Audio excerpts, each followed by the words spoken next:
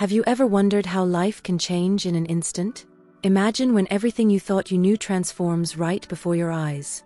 Sometimes, fate has surprising ways of showing us what truly matters. In this story, we're going to follow a man, accustomed to success, as he discovers something far more valuable: the true meaning of love, family, and purpose. If you've ever caught yourself thinking your life could take an unexpected turn, then this story will speak directly to your heart. Let's dive in. It was a typical day on the busy streets of Manhattan, with the sound of honking horns, hurried footsteps, and city life happening in every direction. John Wick, a 30-year-old multimillionaire thanks to the success of his tech startup, was used to this routine. His Audi A8 glided through the avenues, the sound of the powerful engine a soft echo between the buildings. He was on his way to yet another meeting, one of those nights without any deep meaning, where luxury and superficiality met.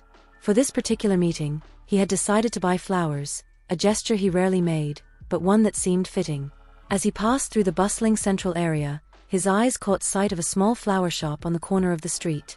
Daisy's Flower Shop, the simple yet charming sign grabbed his attention. John parked his car in front of the store and stepped out, imagining it would be a quick stop. The flowers would be just another accessory to impress his date for the evening. John parked his Audi A8 in front of the flower shop, intending to buy a simple bouquet for the meeting. He entered the store, absorbing the soft aroma of flowers and the calmness of the environment. The contrast between the tranquility of that small space and the hustle of Manhattan outside made him relax for a moment.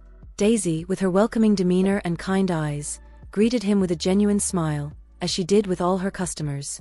For John, it was just going to be another quick purchase, but something about her manner sparked his curiosity. He asked for the bouquet without really knowing what he wanted, and she, with the skill of someone who loved what she did, began assembling a combination of colorful, fragrant flowers. When the bouquet was ready and John was about to leave, something unexpected happened. From the small room at the back, two small runners, or rather a pair of twins, came dashing into the shop, laughing and playing, their footsteps echoing in the cozy space. John froze. For a moment, he thought his mind was playing tricks on him. His eyes fixed on the children, and his heart raced. It was as if he were looking at two younger versions of himself. The twins had the same light hair and the same deep, dark eyes he saw in the mirror every morning. The impact was immediate and overwhelming, leaving him speechless. He blinked a few times, trying to process what he was seeing. Could this be a coincidence? He had never been one to believe much in fate, but this shook him in a way that nothing in his perfectly planned life ever had. John felt his breath catch for a second, his mind racing to find a logical explanation. On the other side of the shop, Daisy, who had been arranging some flowers, noticed John's reaction and followed his gaze to her children. That's when she froze too. The twins, innocent and unaware of the tension rising in the air, continued to play and laugh, oblivious to what was unfolding around them. But Daisy noticed. And in that moment, her heart tightened. She looked at her children and then at John. The resemblance was undeniable. How had she not seen it before? They were a perfect reflection of the man who had just stepped into the shop.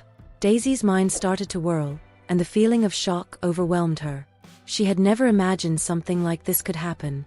At that moment, it seemed as if fate had orchestrated the encounter, and the shock on her face mirrored exactly how she felt. John took a step forward, still staring at the children.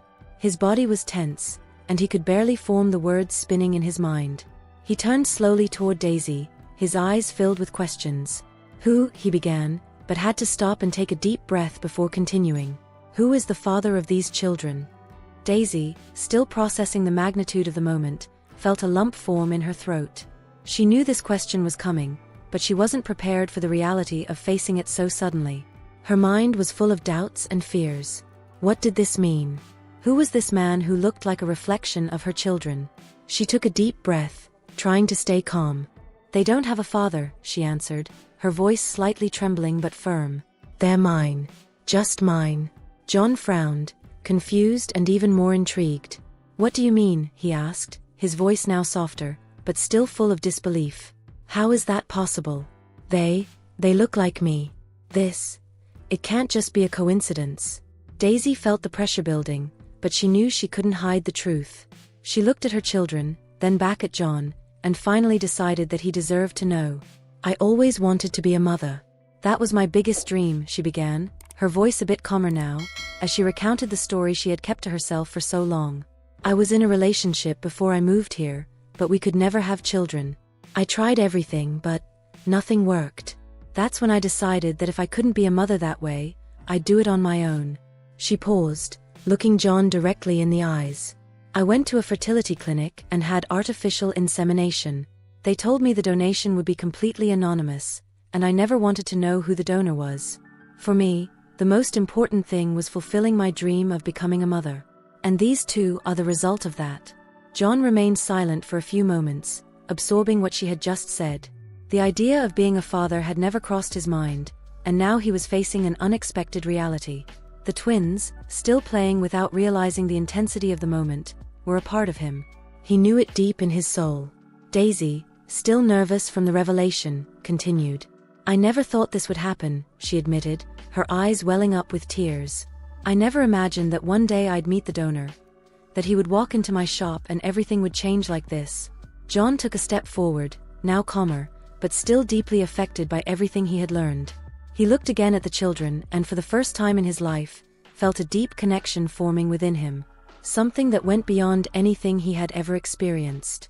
"I don't know what this means for us," John said, his voice deep, but full of a sincerity Daisy had never heard before. "But I want to understand. I want to get to know these two." John felt the ground vanish beneath his feet. A vague flicker of memory began to take shape in his mind. Years ago, during a period of financial struggles, he had done something he rarely mentioned. He made a sperm donation. At the time, it seemed like a quick solution to get some money, but he never imagined it would have real consequences in his life. He looked at Daisy, stunned. "This can't be," he murmured, but deep down he knew it all made sense. The children, their features, the timeline. It was the only explanation. Daisy watched him, still wrestling with her own emotions. John knew those children were his, and the realization hit him with overwhelming force. He felt an instant connection, something he had never imagined feeling. As if, suddenly, his entire life had led to that very moment. And figure out what happened. Daisy watched him, still surprised, but relieved by the honesty she saw in his eyes. She didn't know what the future would bring, but at that moment, it became clear that fate had crossed their paths in an irrevocable way. From that moment on, John and Daisy began meeting more frequently. At first, everything revolved around the children. John wanted to know them, wanted to understand what it meant to have a part of himself reflected in those little beings full of life. Daisy, in turn, began to open up space for him in their routines, observing how John, a man used to control in the business world, allowed himself to be swept up by the sweet and unpredictable chaos the twins brought. Each new interaction between them strengthened their bond. Slowly, John and Daisy began to truly get to know one another, moving beyond the initial shock. The growing feelings between them were palpable, but neither of them rushed. Both were learning, exploring a new kind of relationship that didn't just involve them, but also the children. One day, after an especially long visit to the flower shop, Daisy invited him for coffee in the small room at the back of the store. And John accepted with a subtle smile, trying not to show how much it meant to him. Sitting there, with the soft scent of flowers around them and the distant sound of the twins playing, they began to truly talk. Not about flowers, or business, but about their lives. Daisy shared more about her journey, how she had left her hometown in search of a new life in Manhattan, how she had decided to have children on her own, and how she had fought to raise the twins with love and dignity, despite all the challenges. John, in turn, shared parts of his life that he rarely discussed with others. He talked about how, despite all his financial success, he had always felt like something was missing. His life, once filled with material achievements, suddenly seemed empty in comparison to the simplicity and love he saw in Daisy's eyes and her children's. He had never allowed himself to think about family, but now that idea began to grow inside him, like a seed planted by chance, yet quickly starting to bloom. In the following weeks, their meetings became more frequent. John offered to pick the twins up from school when Daisy was busy with the shop, or sometimes he'd stop by to help with small tasks, like carrying flower boxes or fixing something broken in the store. Over time, Daisy began to see how genuinely he cared for her children. It wasn't just a matter of obligation or curiosity. John was becoming attached to them in a sincere and deep way. On a sunny autumn afternoon, Daisy decided it was time to return the gesture. She closed the shop early and prepared a picnic in the park with the twins. John had mentioned that he enjoyed spending time outdoors, so she invited him to join them. He accepted with enthusiasm. At the park, while the children ran and played, John and Daisy sat together on a blanket on the grass. The atmosphere was light and relaxed, and for the first time, Daisy allowed her feelings for John to surface. They talked for hours, laughed about small memories, and at one point, Daisy realized she was falling in love with him. His attentive gaze, the way he interacted with the twins, and even the slightly awkward way he tried to understand her world. All of it captivated her more each day. John, on the other hand, already knew he was in love with Daisy. At first, he tried to resist, thinking it didn't make sense for someone like him, so used to his routine as a confirmed bachelor. But with each new meeting, with every new smile, he found himself more involved. He realized that Daisy completed him in a way no one else ever had. She was strong, independent, and caring, and the presence of the twins only strengthened the idea that he wanted to be a part of that family, wanted to be more than just an occasional visitor. It was during that picnic that John decided he needed to speak about his feelings. While the children ran around them, he looked into Daisy's eyes and with his heart racing said, "Daisy, I know this might seem a bit fast, but I feel like my life has changed since I met you. I never imagined I'd find something like this, something so real. I've fallen in love with you. And I've fallen in love with these twins. I don't want to be just a visitor in your life anymore. I want to be with you, I want to be part of this family. If you'll let me." Daisy remained silent for a moment, surprised by the sincerity of his words. She looked at him, then at her children who played carefree, and felt a wave of emotion. She had also fallen in love with John but had been afraid to open up, to allow someone into her life and her children's lives. But at that moment, seeing the honesty in his eyes, she knew she could trust him. "John," she began, her voice soft and full of emotion, "I feel something special for you too. I was afraid to admit it, to allow myself to feel this, but you've shown me that love can happen in unexpected ways. I want to let you into our life, into my life. I want us to do this together."